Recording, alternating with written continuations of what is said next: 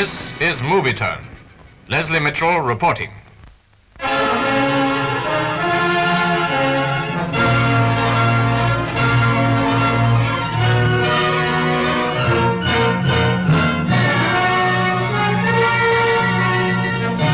island of Timor, the final stepping stone on the approach to Australia from the northwest. Here's the story of Timor. December 1941, Australians land at Dili to help in the defense of the island.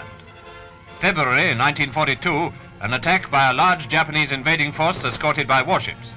They succeed in landing and force the Australians to retreat, though fighting stubbornly all the way. Then, falling back on guerrilla warfare, the Aussies took to the mountains, where they lived a primitive hand-to-mouth existence, an existence tough enough to daunt the strongest physique without having to fight a war at the same time. Here on the tropical island of Timor, venison was the rarest luxury. Buffalo and crocodile were the staple meat ration, when they could get either. Bread, there was none at all. In fact, the only thing tougher than the men of Timor was the buffalo meat they had to chew.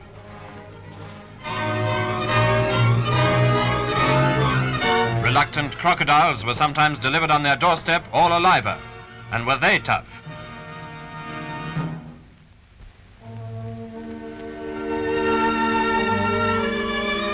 While the men of Timor hid in the jungle, the Japs sent over plane after plane to search for their hideout, but all that could be seen from the air was jungle.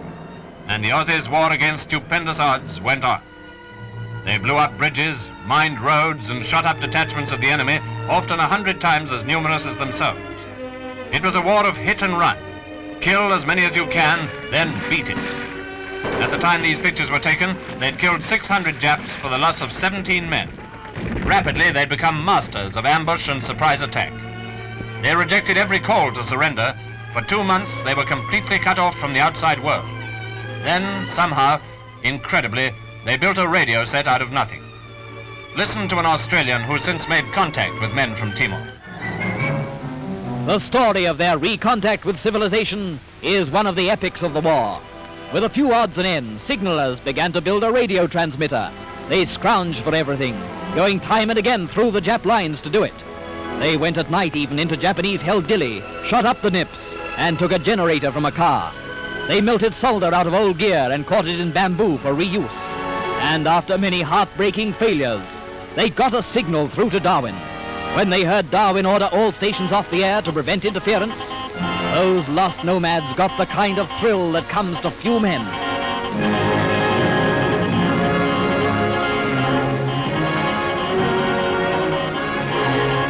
It was a thrill, too, for the mainland listening post. But their first message was received with suspicion. They were all believed dead or captured. It could easily be a Jap trick, a come-on to lead an assisting force into an ambush. So Darwin Signals officers took precautions. Many of the Sparrow Force men were known to them intimately, and back flashed a message.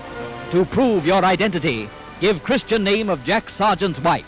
Answer immediately.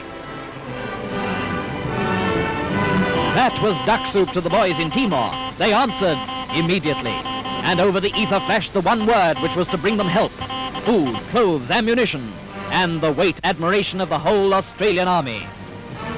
And so, eventually, by a secret route, supplies reached them, only just about in time to save their lives. Ammunition, food, medicine, and probably most welcome of all, letters. News at last that all was well at home.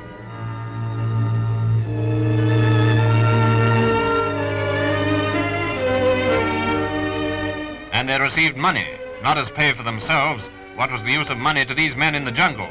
But it was useful as pay for their native helpers, who much preferred these silver coins to the paper money printed by the Japs in Timor. Now that help had come, their harassing forays became stronger and more frequent. A typical raid was an attack on a village known to be aiding and abetting the Japs. It had to be dealt with, and loyal Timorese fought with the Australians.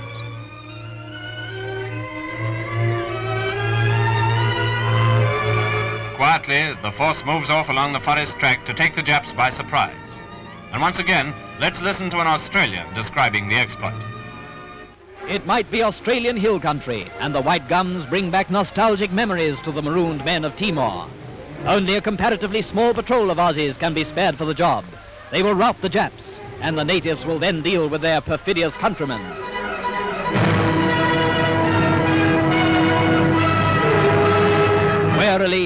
scouting parties close in on the doomed village. The Japs have no idea of the hot time coming to them. And here it comes. The honourable sons of Nippon light out for the big timber, lengths in front of the native population. And then the Bungs go in for the kill with flaming spears and fire sticks. It's going to be hot today.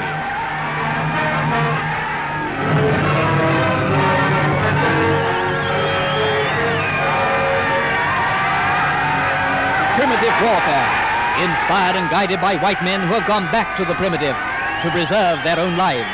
Men who know what privation means. Fleas, lice, dysentery, malaria, hunger, blood and suffering. The village was burnt, the Japs fled or were killed, and the villagers were rounded up and taken prisoner. Men, women and children. Aged women nearing the end of their days, and young children only at the beginning of their lives, swept into the whirlpool of a conflict flooding the whole world. Impossible not to sympathize with these people, however misguided their actions. There are no investitures in the jungles of Timor, but here a commander parades 5 NCOs who have done outstandingly well in the struggle. The officer is Captain Laidlaw, a giant of a man in every way, nicknamed the Bull. A compatriot has recorded the Bull's opinion of his enemies, the Japs. Said the Bull when asked about Japanese fanaticism. I haven't seen much fanatical dying, but I've seen some bloody fanatical running. Such is the spirit of the men of Timor, and such is their astonishing story. One of the greatest stories of fortitude in the face of impossible odds that this or any other war has yet produced. The men of Timor, by their deeds, have unreservedly endorsed that famous question, what kind of a people do they think we are?